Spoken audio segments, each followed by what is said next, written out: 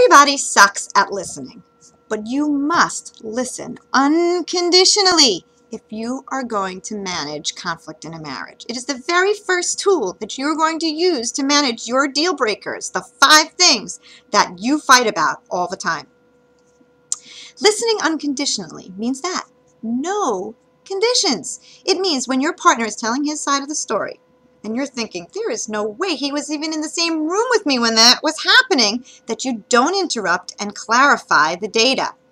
It means when your partner is saying mean, nasty, inappropriate things to you, you don't interrupt and say, I don't have to sit here and listen to this. You do have to sit and listen to it, and you will sit and listen to it because you are listening unconditionally. It means when your partner is screaming at the top of his lungs at you, that you sit and listen. I hear all the time people say to me, I don't think that I should have to put up with inappropriately speaking. I don't have to put up with him talking down to me. I don't have to put up with her raising her voice at me. And that is just not true. You can certainly learn to suck it up and sit and listen to your partner saying nasty things to you.